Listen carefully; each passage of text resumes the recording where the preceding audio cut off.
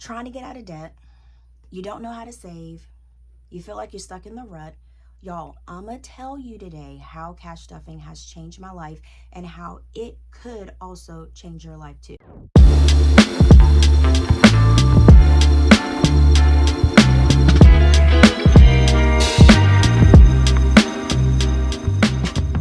Hey guys, welcome back to the channel. So I feel like I should just reintroduce myself. My name is Tina, and a lot of you guys know me by APinkeClothlife or Pink Cloth, and I do a lot of different type of videos, budgeting videos, savings challenge videos, reviews of different things, and all of the other things, right? Things. A lot of that stuff. So today I am going to be telling you guys how cash stuffing is saving my life, and I'm hoping by the end of the video that the things that I tell you, you would take that in and use it for your life, for your cash stuffing situation, your financial situation, however you want to put it. All right. So we do have a little bit of different background aesthetics going on, but I was just like, I just want to get this video out. Just keep it real. We're not dolling this up. We got to chit chat today. All right, y'all. First thing we need to realize is that cash stuffing is not going to be for everybody. Some people try it. Some people say, I don't like it. Some people say, girl, why are you putting money in an envelope? Why? What is the sinking funds? That doesn't make sense to me. Some people are just not going to get on board. Use your debit card, but you have to do what works for you and your family. That's it. And once you get on that path of you have that mindset of saving money and budgeting, it get easier from there. I feel like cash stuffing has allowed me to grow as a person, and I'm not just saying that just for cash. It has made me more mindful of my family's future and not just thinking about just today. Because I used to just okay, I have $100. I'm going to the store. I'm going to spend this. I didn't think about like when I get older. I didn't think about when you have kids. How are you going to help your kids so that way they're not stuck in the cycle? We don't think about those things at that time of the moment. You know what I mean? So it's like it has helped me focus a lot more on things in the future and not just right now. It has also gave me the mindset to start early with teaching my son the methods of saving cash. How important it is to think about your future and not just think about now, because what I want to do is I want to break the cycle. Financial literacy that I am gaining now, like how I am like researching things, I am actually putting things in action. I can teach this to my son, and then that way I can break that cycle and I can get him started a little bit earlier than me starting later in life at like 30 something.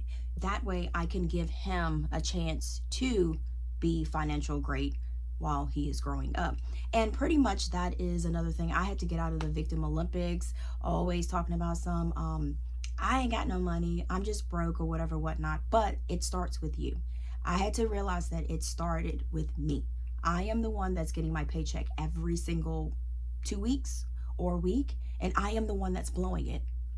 Not the store. Yeah, they have merchandise in the store, but it takes me to walk in that store and to use my card and just swipe in with stuff that I don't even need, or stuff that I don't till this day that I spent all my money on and didn't have anything to show for it. Like I don't have anything that I had back then when I was just blowing my money.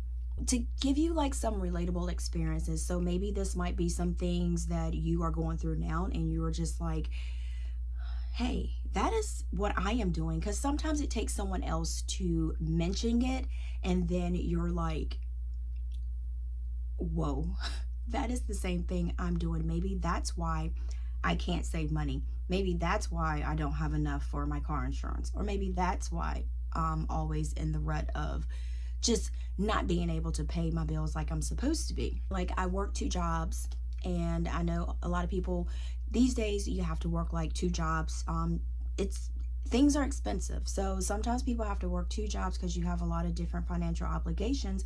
So and back then it wasn't really, things weren't exactly high as it is now, but I would have 2 paychecks. I would have maxed out credit card, and I worked across from the mall. On my lunch break, I would do what you would call emotional shopping. I would just go shop just to shop. So I would not bring my lunch just to have an excuse to go to the mall. And it's sometimes those little things that you just say, oh, well, I'll just go to the mall to go get me something to eat. But you don't realize that actually you're just setting yourself up. I think it's like a coping mechanism that you just use to get to the mall. So that was my tactic. But I didn't realize that I was, girl, you're fooling yourself. You're fooling yourself. So I would go over there, and plus I would go eat, and my meal would be about like $12, $15, and that is daily. And then after I eat, I didn't want to sit there at the food court.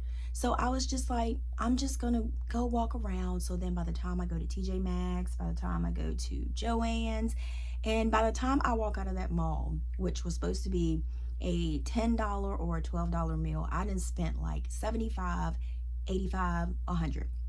So come back, and then it's just like that little rush, that little feel of, ooh, I can get something new has gone.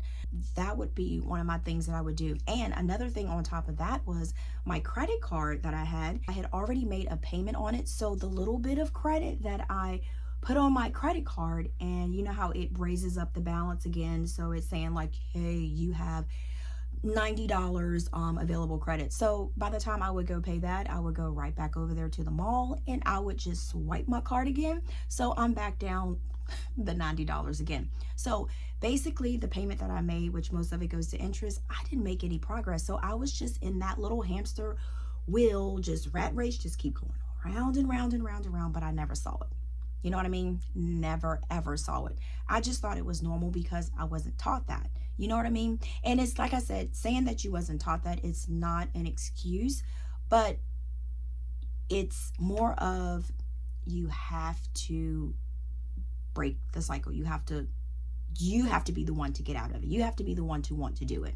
The thing about that is, so sometimes we all learn, you know how you say you learn your lessons. So mine's hit me when I had, I didn't hit the deer. The deer hit me. I was going down the street, and the deductible for my car was $500, and I did not even have $500. I didn't even have $300 or anything to put towards that for my deductible to get my car fixed.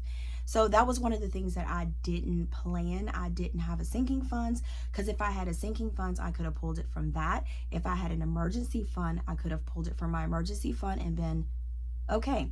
But at that time, like for like renter's insurance, I didn't even think about that because I was just doing paycheck to paycheck, and I wasn't thinking about, like I said, in the future. So sometimes those little extra perks, you have to sit there and think like, okay, so we only have one car. So if this car messes up and we have to get it fixed, how are we going to make it if that goes down, you know? So I didn't think like that at first, but since I've been cash stuffing, I've been kind of like thinking more of ahead and saving more ahead for things like emergency, unexpected expenses. So like I said, I didn't have it on my insurance policy. I wanted to get the least amount of money that I needed to pay just to have enough insurance that I could drive around legally. So that was my mindset. But now I think a lot more ahead. And I think when you're in debt and you don't have, you spend your money all the time and you don't have enough money, you don't think clearly, because you're always like frustrated, you're always like uptight, you're just worried, and you don't think clearly, and you don't think about what if. You just think about, oh my gosh, I gotta pay this. Oh my gosh, I'm short $50 or I'm short $100. I need to pay my light bill. That's how you think. So is when you're like frantic and all that stuff, you don't think clear. So that was one of my things that I had a problem with. Unexpected expenses. I didn't have money saved to prepare myself for the unexpected expenses, and that's when I went to the credit cards. I went to the and that's when people get payday loans. I didn't do payday loans or anything like that, but that's when you start doing like loans. You know how sometimes they'll mail you checks to your house and then you sign it, and then it's like, you at that moment when you're signing that check, you do not think about that 32.99 interest or the 58 interest, that all of the verbiage that is on the back of the check. You're just saying, right now my lights, I need to keep them on, so I am going to cash this, what, $2,500 check or $3,200 check. You don't think about it. So what I started doing was I took the initiative and I just sat there, and I'm not gonna lie to you, it hurt. It hurt. It was embarrassing. And I got to the point where I was just like, well, everybody, it's a lot of people in this world that has a lot of debt. But the first thing you have to do is just acknowledge that you have the debt, and you have to figure out what you got. So I took a piece of paper out, wrote it down, and I felt sick to my stomach. I felt sick to my stomach. I had like 15 freaking credit cards, and I'm like, and they weren't even like high amounts. They were like, some of them were like 500, and they were all maxed out. So I just pretty much wrote them down, disgusted.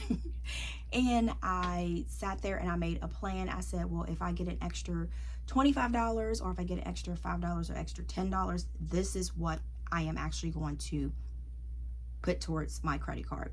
Now, I also started doing like cash envelopes for my wallet, so that when I did go to the mall and going out to eat, I had an envelope that had eat out on there, and I probably put like, back then I only could put like $20 in there, and it was hard. Like I said, you just got to set yourself limits, and you got to set yourself boundaries. And like I said, I would eat tuna in lunch. I would eat, I would make a pan of spaghetti. I would eat that for the whole week. Did I get sick and tired of it? Yeah. I mean, I try to put like different little spices on top, but it helped me save money and stop me from eating out. And then once I saw how much money that I could save by just not going over there to get a pita sandwich, y'all, it switched my mindset. So I'm like, okay, so if I don't go over here and get a piece of bread with just some ham and cheese, and if I just go to the store and get a pack of ham and cheese and a pack of loaf of bread that probably will cost me about like back then like $10 or maybe $7, and then just eat off of that, and I can save like $40, $50, $60. So that's how I started like looking at that for that mindset.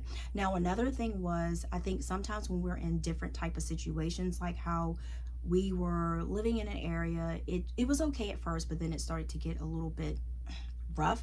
And like I said, you have to think future wise. And this time my son wasn't going to school yet, but I made a goal that before he went to kindergarten, that we were going to move, and that we were going to be in a different, nicer like location.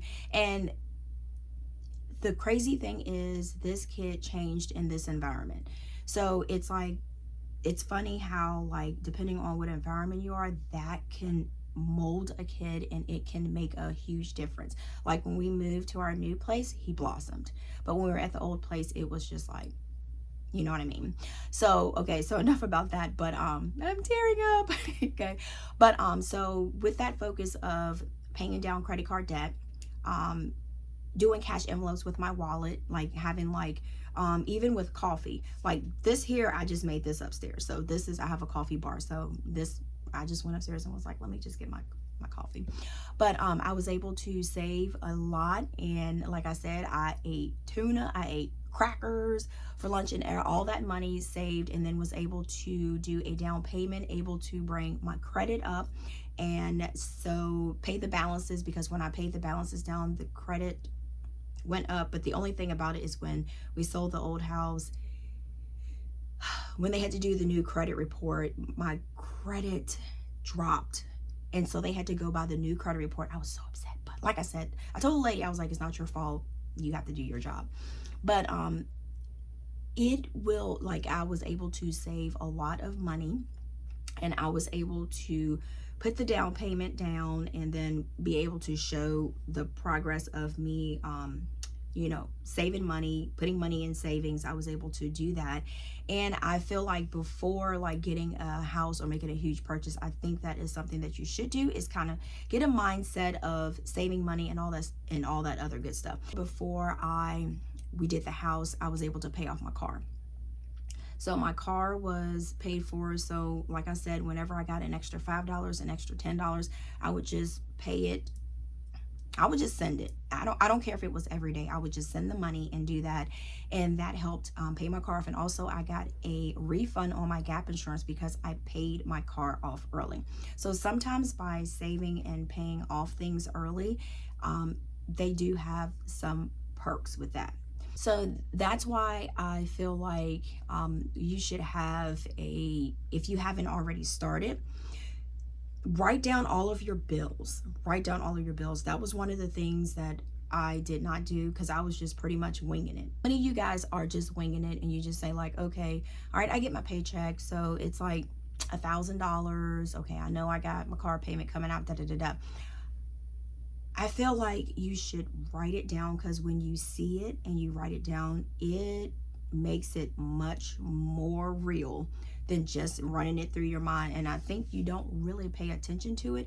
And when my numbers were negative, y'all, I'm gonna tell you, I was like, what is happening? Because before I start writing down my bills and writing down all the things that I was spending, I was in the negative, I was in the red. Now, I'm not going to say that just by budgeting your money is not going to be perfect, because you can go back to using credit cards. It happens, because I did use my Target credit card. So I do have my Target credit card is back up. Target, shame on you. Shame on you. No, I'm just joking, playing game. But it's not going to be perfect all the time. It's always going to be changing. So if sometimes you might get frustrated because it's not, you're like, okay, so I had this strategy already down. Now it's changed. Yeah, your budget is going to change. So always, that's why it takes, like, I would say, like, when you first start, just look at it every day. And those that are not on board are going to be like, you are obsessed with your budget. But once you start doing it and you start getting a rhythm and getting a plan, you're not going to have to do it every day. But I like to check it every day, because there are things that can slide through, and you always want to make sure you check your statements, because sometimes those little small charges, like sometimes people will have like a Amazon charge for $5.99, and it's been going for months and months and months, but because you haven't checked your statement, you don't know anything about it. So if you take that $5.99 and that thing has been going for 6 months, so that is $35.94 out of your account. That right there is something you can put towards a bill, something you can put towards extra credit cards, vacation savings, or something like that. So that's another reason why you want to check your bill. Now, you don't have to use actual physical cash. You can actually do cashless, which some of mine are pretty much cashless. And you can put it in an HYSA, which is a high yield savings account. I like to use 𝗓𝗓. I always say ally, but I like to use 𝗓𝗓 because they give you a pretty much good interest rate, and you don't have to have a minimum in there. But and you can also use buckets. But the thing about that is, make sure that anything, even if it's like $10 or like $5, you're like putting some money to the side, because starting out, it always seems like it's always, what's that saying? It's always something. Yeah. So like I said, budgeting, it does take time. It does take practice. You have to start somewhere. Start small. Watch like YouTube videos of other budgeters and see how that may fit into your budgeting system. And like I said, guys, it will change your life, because it will change your mindset of how you look at money. Like when I have money in my hand, sometimes I'll be like, I'll walk around the store. By the time I get to the register, I'm like, ma'am, I don't want this. I'm so sorry. It's because it seems like you value it more than when you have like your debit card. Now, some people are vicious with their debit card. They can go and say like, nope, this is my balance. I'm not getting this. I'll swipe this. This is all I need, and such and such and such. But I was not one of those people. I was on the struggle bus with spending my money. And like I said, it's okay. I'm okay to talk about it. And the thing about it is just being honest with yourself. So if you do have debt and you feel like you don't have enough money to save, or you don't have enough money to do what you want to do not feel embarrassed, because like I said, there are so many of us out there that need the reassurance that it is possible and that you can do it. So to recap, so I was able to pay off credit card debt, which like I said, I did spend some more money on my credit card. So that's going to be another video. So like I said, I'm not perfect. I don't mind telling you guys. I was able to save for like vacations, able to save for emergency funds, get some of the bills that I have, monthly bills, a month ahead. Did I say pay my car off? I can't remember if I said that. Pay car off, another house. Yeah. So it is possible. So I would like for you guys to, if you feel like that's your situation, start small.